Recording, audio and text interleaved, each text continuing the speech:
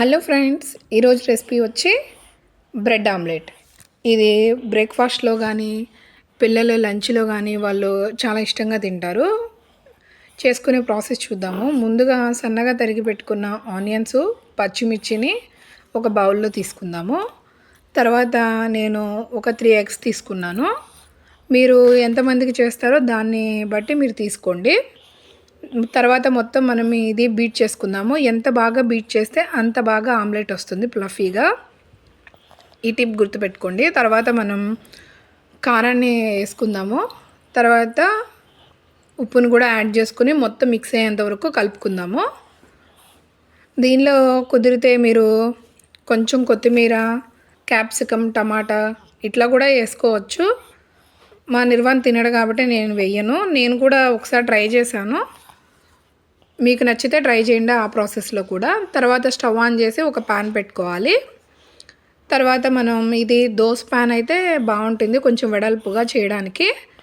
Non stick అయితే ఇంకా బాగుంటుంది. నా దగ్గర అవైలబుల్ లేదు కాబట్టి నేను ఇది యూజ్ చేశాను. తర్వాత మనం ఒక స్పూన్ గీ వేసుకుని బ్రెడ్ని మనం కాల్చుకుందాము. టోస్టర్ ఉంటే బాగుంటుంది, టోస్టర్ లేకపోతే ఇట్లా కూడా మీరు యూజ్ చేసుకోవచ్చు. బటర్తో కానీ, గీతో కానీ, ఆయిల్తో కానీ ఎనీథింగ్ మీరు యూజ్ చేసుకోవచ్చు. ఇలా ఒక పక్కన వేగిన తర్వాత ఇంకో పక్కన టర్న్ చేసుకుని ఒక ప్లేట్లో మనం సపరేట్ చేసుకుందాము. మరీ క్రిస్పీగా కాకుండా నార్మల్గా వేపితే సరిపోతుంది. అదే ప్యాన్లో మనం ఆయిల్ వేసుకుని వేడి చేసుకుందామండి. చూస్తున్నారు కదా ఇలాగా. కృతిక్కి నేను ఒక డే బ్రెడ్ ఆమ్లెట్ ఇట్లానే నేను బ్రేక్ఫాస్ట్గా పెడతాను. మీరు కూడా ఇట్లానే చేస్తారా? కామెంట్ చేయండి. లేదా మీరు డిఫరెంట్గా చేస్తే ఆ ప్రాసెస్ నాకు చెప్పండి, నేను కూడా ట్రై చేస్తాను.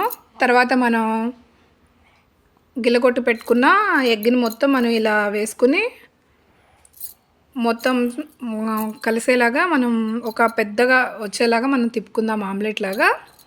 తర్వాత బ్రెడ్ని పెట్టుకుందాం మనం. ఈ విధంగా పెట్టుకుని మళ్ళీ వెంటనే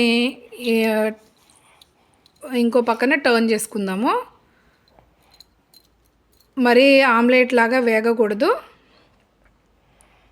ఇలా టర్న్ చేసుకున్న తర్వాత దీని మీద మనం చీజ్ని పెట్టుకుందామండి.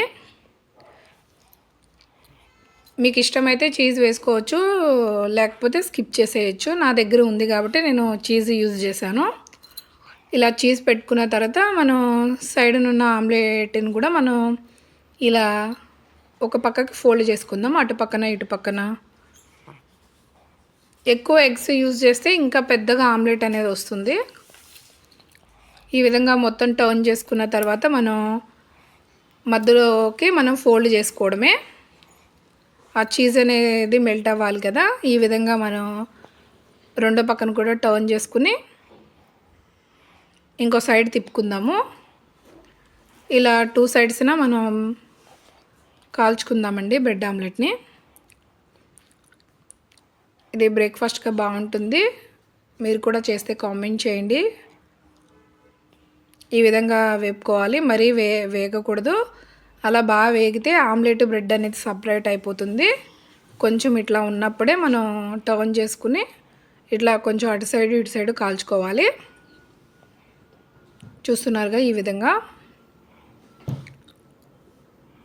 మా రెసిపీస్ ఎంతమంది ఫాలో అవుతున్నారు, మీకు నచ్చినాయా, ఇంకేమన్నా రెసిపీస్ కావాలంటే కింద కామెంట్లో చెప్పండి, నేను ట్రై చేస్తాను.